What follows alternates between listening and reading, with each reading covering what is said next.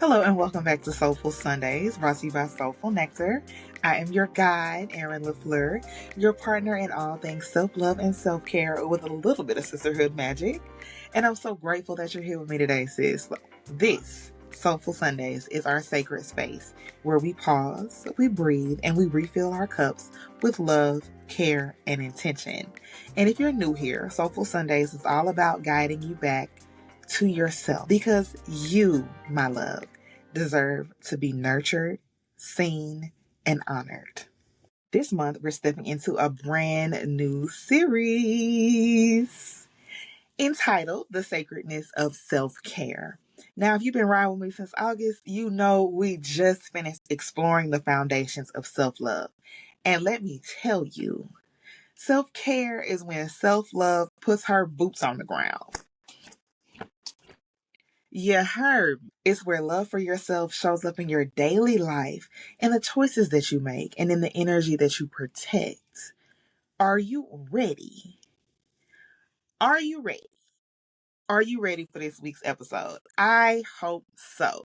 So, baby, what I need for you to do is go grab your notebooks, grab your pen, grab your tea, grab your coffee, grab your sparkling water, and let's jump right into it.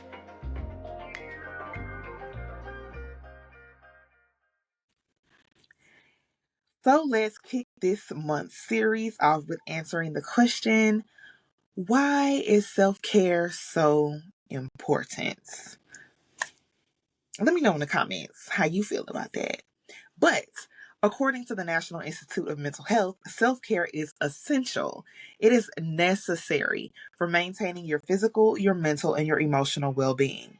They remind us that even the smallest acts of self-care can have a monumental impact. And I love that because sometimes when you hear self-care, 9 times out of 10, you're thinking about perfume, luxurious bubble baths with candles lit all around and extensive and expensive spa days where everything is all inclusive and you have mud baths and this and that and the third.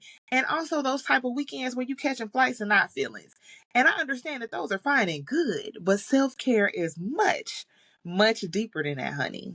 It's actually one of the keys to managing your stress, lowering your risk of illness, and increasing your energy. Did you know that? So, take a second to think about that. Self-care is truly, literally, 100% an investment in the quality of your life. It boosts your productivity, your happiness, your sense of satisfaction, and one of my favorites, it boosts your self-compassion. And if you're anything like me, you know it's easy to extend compassion to any and everybody else while also possibly forgetting to hold space for yourself.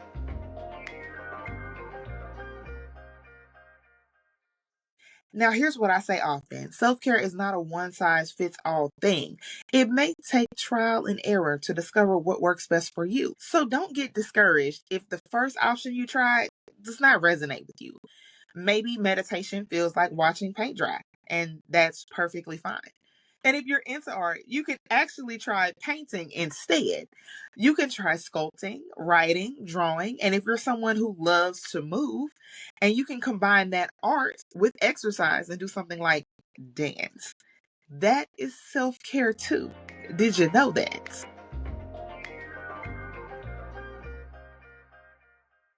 The NIMH actually gives us some really simple evidence-based tips for practicing self-care in your everyday life.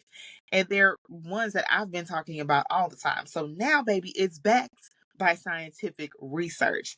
So let me run through a few of them for you. They suggest getting regular exercise. Just 30 minutes of walking each day can boost your mood. And I can attest to this. I get my mile in just about every day and I track it. Eat healthy, regular meals and stay hydrated because energy and focus are directly linked to how we fuel ourselves. We should be eating to live, not living to eat. Everything that they have at McDonald's is not the best for you, sweetheart. That is not a balanced meal. Sometimes you have to get in the kitchen because your nutrition starts in the kitchen. Make sleep a priority. And yes, that means putting your phone down before you go to bed. Focus on getting your rest. Put that phone down, baby. Them followers will be there tomorrow. And also taking up activities like meditation or reading or spending time with nature. When they say you might need to touch some grass, you might. And it's quite fun. Set goals and priorities. And I know that this one is hard. It is hard to say no when you're overextended. But when you set your priorities, you know what needs to be done and stop trying to fit in other stuff to make other people happy. Also, possibly keep a gratitude journal. It's okay to write down one or two things that you're grateful for throughout the day. This can shift your whole perspective by keeping you in an energy of gratitude because you're thankful, and it shifts your energy and your perspective. And stay connected. We are wired for community as human beings. So reaching out to loved ones is a form of self-care too. Those friends, they want to hear from you. Your family, they want to hear from you. And sometimes you need to hear from them. The point here is self-care looks different for everyone. What nourishes me might not nourish you. And since that is okay, it is perfectly fine. The sacredness of self-care is that it is personal, it is unique, and it is deeply tied to what makes you feel alive. What I always like to say is we all have a superpower, and that's because it is only one of us. There is no one else that possesses your energy. So take care of you.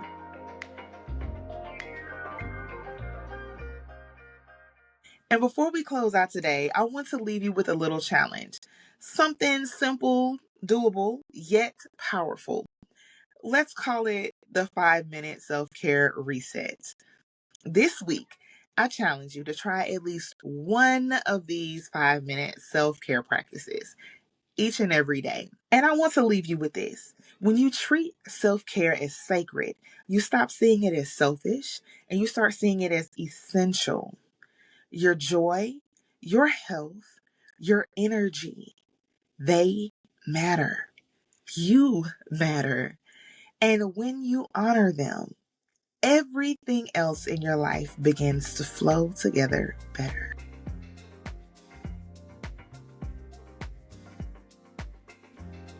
Next week, we're diving deeper into specific types of self-care, from physical to emotional to creative, and how to build a routine that actually sticks without feeling like one more thing on your to-do list.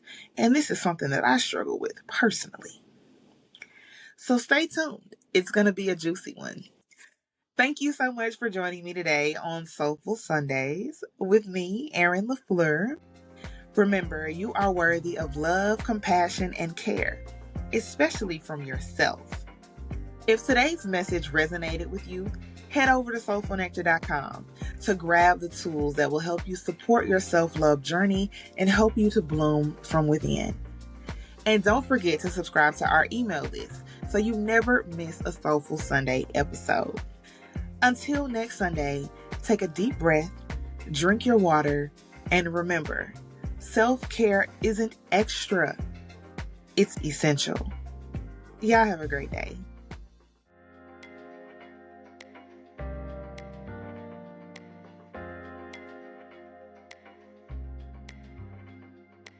We're moving too much. We're moving too much. We're moving too much. We're moving too much. We stop.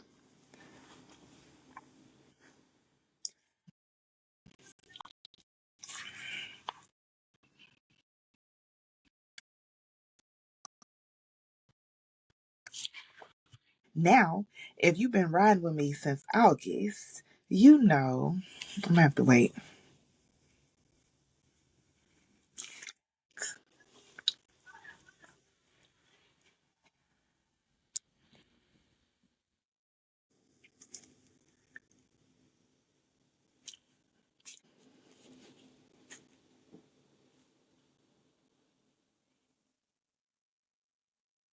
And lastly, stay connected.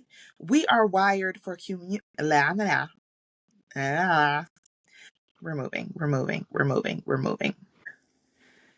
Next week, we're see. This was like I don't know. Like maybe I just need to leave them close and just do something different by reaching out. I don't like how that went. I don't like how that went.